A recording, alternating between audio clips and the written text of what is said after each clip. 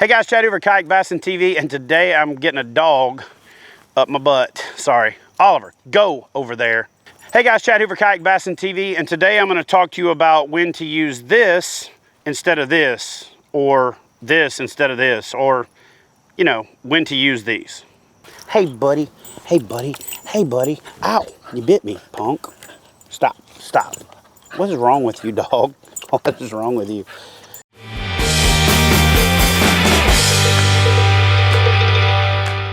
All right, guys, so there are two really popular baits that are used a lot of times at the same time of year and used interchangeably in a lot of people's arsenal, and that is a chatterbait and a square bill. So I'm going to talk to you a little bit about when I choose one over the other and why I choose the one that I choose when I choose the one that I choose. Okay, so here we go. I like a chatterbait when I am covering a lot of water, when I'm making really long casts, and when I'm fishing more of the water column. When I'm throwing it out and I let it sink to the bottom and I slow roll it across the bottom, I'm running it up a ridge when I'm varying my depth a lot. I like a square bill crankbait when I'm looking for controlled depth, when I've located the fish, when I know where the fish are and I'm pinpointing my presentation. I like this in open water. I like to use this to find fish. I like to use this as a search bait. There are times when I use this as a pinpoint bait, but more importantly, I'm going to use this to find and locate the fish, both in the water column and, you know, spatially in the place that I'm fishing. Refer back to my rule on breaking the body of water into thirds, breaking that third into halves, and then breaking that half into thirds. And I'm using this to cover a lot of water in that process during my peak feeding times. Now, in the transition up to and out of my peak feeding times, where the fish aren't covering water as much, their strike zone is not as big, I'm going to drop down to the square bill. I'm going to run it into cover and I'm going to look for those reaction bites. I'm going to try to make the fish eat this. This one, they're going to chase down and destroy it. This one, they will chase down and destroy it, but I want to run it down there and deflect it off of that cover and force them to eat it, put it in their face. And I also want that bait to stay at a particular depth longer.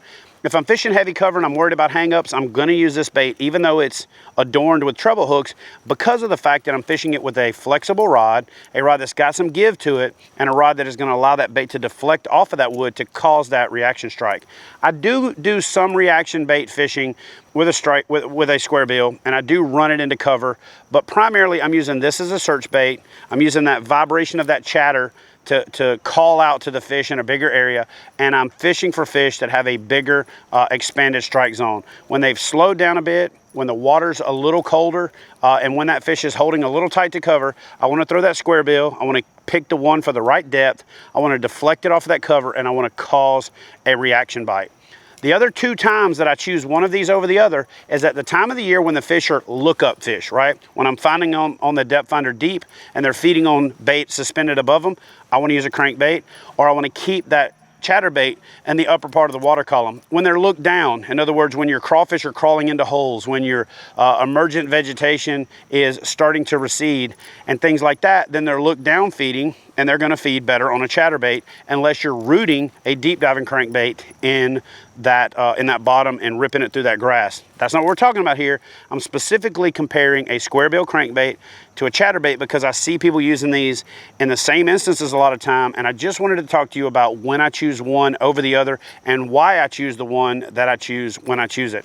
Let's talk about the rod to fish both of these on. Now, I have several rod videos talking about fishing a square bill crankbait, so I'll link up in the description box to my selecting a crankbait rod video. But I want to show you a rod that's really popular for me and the type of rod that you should be using to throw a chatterbait. I'll be right back. All right, so you're probably familiar with this setup because I used it for my loose hands video where I was talking about fishing with a fluke. All right, so here's the deal. When it comes to this rod, it is a 7'3" heavy action rod. I really like to fish chatterbaits and direct pull baits on a heavier action rod so that when the fish hits it, I can set the hook. But if I miss them, they can come right back and hit it again. Now, this rod is not a crankbait rod, okay? But it's also not an extra fast action. This is a smallmouth rod from the All Pro line that has got what we refer to as a moderate action. It's got kind of not a full deep bend and not a super extra fast tip. It kind of bends somewhere in the middle. and so it's a moderate action rod. So for fishing a chatterbait, you want to use that moderate action rod. It's still going to give it that little bit of deflection we talked about. It's going to allow that bait to hit, cover, and deflect off of it. Not as much as a square bill, not as much as a crankbait specific rod, but with this a little bit longer rod, I'm going to be able to make long casts. I'm going to be able to vary my retrieve. I'm going to be able to reel that lure around stuff and make directional changes. And then I'm going to have a lot of leverage when it comes to setting the hook. But more importantly, you want to be able to bury the hook, because these fish are going to hit this lure moving. And a lot of times they overrun it. And when they overrun it, you got to take up the line, and you got to have a little bit longer rod to take up the slack. And then you have a higher speed reel to close the distance. So if I'm fishing a square bill, I'm going to be fishing a heavy action. This is a 7'3" smallmouth Guru rod. It's going to be changing to the All Pro APG, the Generation Series, really soon when we reintroduce this rod. But it's a heavy action, and then I'm pairing it up with, in this case, with a Lew's 7:1-to-1 gear ratio, low profile speed spool reel. And that's so that I can both set the hook on that fish, take up enough line, and keep up with that fish as it's running towards me after I set the hook. So guys, there's a couple of reasons why I fish a spinner, why I fish a chat. All right, let me do that part again. All right guys, so there's a couple of reasons. All right, ready? Yeah.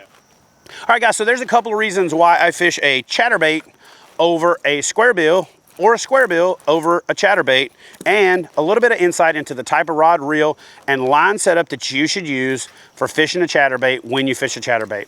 Hope you like this video. Give the video a big thumbs up if you do. Leave a comment below. If you're new to the channel, first and foremost, welcome to the Kayak Bass Fishing Brotherhood. Smash that subscribe button, turn on your notifications so you know each and every time I release a new video, and we'll see you guys next time on Kayak Bassing TV.